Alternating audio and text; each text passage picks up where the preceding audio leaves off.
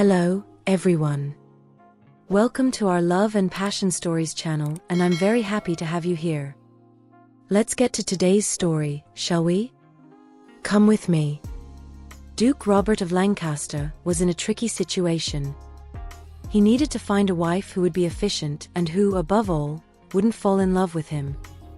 This marriage was not for love, but to please the king and fulfill his obligations. However, as in many of life's stories, fate had other plans. As events unfolded, an unexpected surprise completely changed the direction Robert had set. Imagine the situation. Duke Robert had recently married, a marriage arranged by his family and the king. After only 2 months of marriage, his wife, Lady Eleanor, who had not wanted to marry Robert from the start, as she was in love with another boy, planned it and left with her great love, leaving everything behind. Robert could hardly believe what was happening. He had barely got married and his wife had simply left him. He was very sad about the whole situation. There hadn't even been time for them to get to know each other better and maybe even create some kind of connection. Not long after Lady Eleanor's departure, Robert remembered that the king had expressed a desire to meet his wife after admiring a beautiful painting of her face. This panicked him. How could he explain to the king and the court that his wife had left with another man in such a short time? He feared what everyone would think when they found out. Desperate and at a loss as to what to do, Robert turned to his childhood friend, Sir Edmund, for help. After listening to the situation, Edmund pondered and said, "Well, Robert, the solution I propose to you is not to tell the king for now that Lady Eleanor has run off with someone else and to find a replacement wife." This idea surprised Robert, but he knew he had to make a quick decision to avoid a scandal at court. Robert said to Sir Edmund, "Can you find someone who looks like Eleanor so that I can introduce her to the king and the court?" Sir Edmund started looking everywhere until he heard about a young woman called Rose, who seemed perfect for the plan. Sir Edmund contacted Rose's brother and made a tempting offer. He offered a large sum of money as a reward. Rose, who was desperately looking for a job, saw this as an opportunity to earn some money and accepted the offer. The deal was simple. Rose only had to pretend to be Duke Robert's wife, without having to get romantically involved with him. As the carriage rattled along the cobbled roads towards the Duke's huge estate, Rose felt her heart beating faster and faster. She knew that what she was about to do would change her life forever. Beside her, her brother Thomas held her hand, trying to calm her down and saying, "Remember, Rose, you are Lady Eleanor to everyone now. You must act and speak like her," he whispered. The carriage stopped, and Rose took a long breath, trying to find all her courage before getting down. Outside, Duke Robert and his friend Edmund were waiting for her. The Duke's intense gaze and imposing posture made her pause for a moment.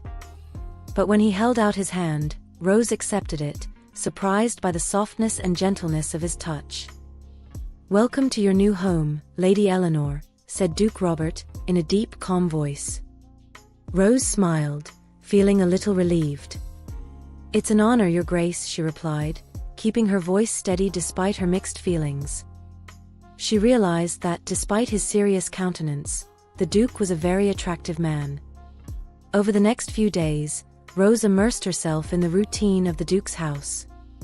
Each day brought new challenges and surprises as she learned how to behave in the presence of the king. Duke Robert was enchanted by Rose's grace and beauty, which surpassed those of his estranged wife, but he pretended not to care. He maintained a distant and reserved attitude, hiding his true feelings. Edmund, on the other hand, acted quickly. From the first moment he saw Rose, he was enchanted by her. He was always there, offering to help her with anything she needed, making sure to be by her side at all times. Robert soon noticed Edmund's closeness and began to feel a little jealous. But he kept his distance, remembering that he himself had put the rule in the contract that no romance was allowed. One evening, Rose went into the kitchen in the middle of the night to get some tea. When she got close, she saw that the light was on and decided to go in. There, she found Duke Robert drinking a cup of coffee. Rose hesitated, wanting to go back, but Robert called her with a smile, "There's no need to be nervous, Rose. It's all right. Ungraciously, she sat down next to him, pulling on her nightgown to try to cover herself better. Her nightgown was a little transparent, which embarrassed her. Robert watched her for a few moments and felt his heart race as he admired her beauty. Rose had been arousing emotions in Robert for a few days that he had never felt before. Involuntarily, he closed his eyes as if he were thinking about something. Realizing that the Duke's thoughts were becoming bold and fearing that she was being seduced by him, Rose stood up quickly and said, "Excuse me, sir, it's late and I need to go back to my room." Without taking the tea she wanted, she left. Robert sat there for a long time, imagining what it would be like to have Rose in his arms. Rose went up to her room, still feeling the warmth of Robert's gaze on her. From that night on, Duke Robert's behavior changed. He became kinder and more courteous to her. One day, while Robert was on the balcony, Rose was enjoying the sun in the garden. Edmund came over, sat down next to her and said, "Rose, today you look more beautiful than ever. The sun does you a lot of good." In the evening, Duke Robert called her in for a chat. His face serious and annoyed, Robert said, "I don't like to see you so close to Edmund." Rose, feeling offended, replied, "Sir, our agreement was clear. We have no amorous obligations. When I'm with Edmund, it's always in private, away from people's eyes. He's just a friend, and I have no romantic interest in him." Rose wasn't lying when she said that she considered Edmund just a good friend.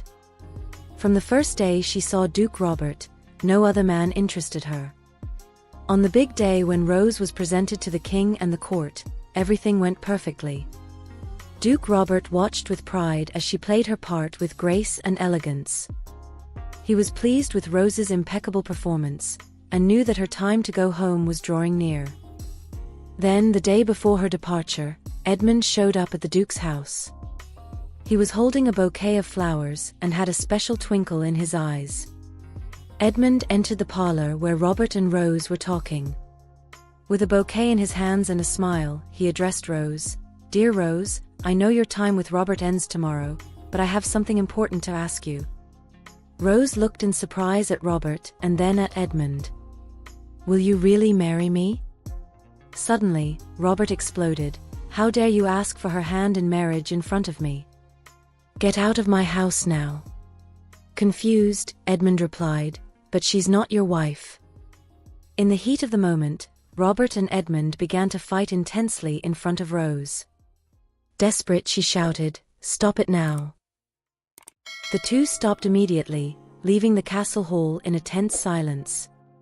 When things calmed down, Rose looked at Edmund and said, "Edmund, I'm honored by your request, but I don't love you.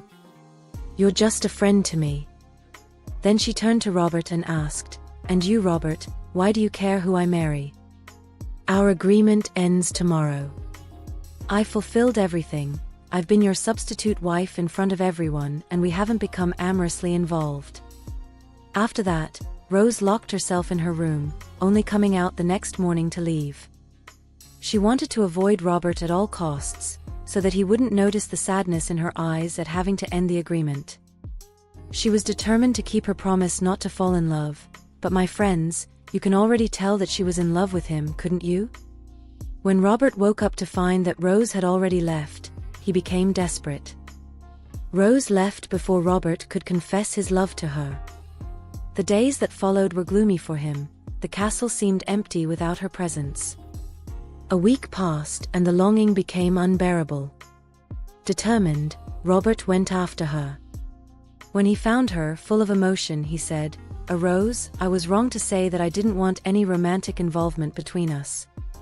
I had never fallen in love before, and this feeling was unknown to me. Now I know I can't live without you. I want you to come back, not as a substitute wife, but as my real wife.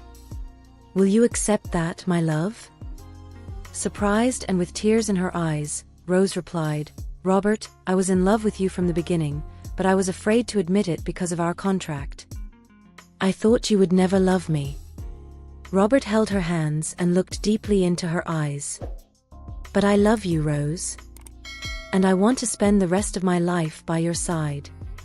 Rose smiled, feeling a warmth in her heart, and kissed him passionately. "I accept, Robert. I want to be your true wife." Over time, Robert decided that he needed to tell the king the whole truth. He explained everything, from the agreement to how they had truly fallen in love. The king, touched by the sincerity and genuine love between them, forgave Robert. "I cannot get in the way of such true love," said the king. In addition to the king, Edmund, his friend who had previously been in love with Rose, also understood and accepted their love. "You two belong together," said Edmund, with a sincere smile. And so, amidst tears of joy, passionate kisses, and the support of their friends, Robert and Rose began a new life together. After all, love is full of surprises and second chances, isn't it? If you enjoyed this touching story of love and second chances, don't forget to like the video and subscribe to the channel for more amazing stories. And if you loved the story of Duke Robert and Rose, also check out the story of the Duke and his maid by clicking on the link that will appear on the final screen. You won't want to miss it.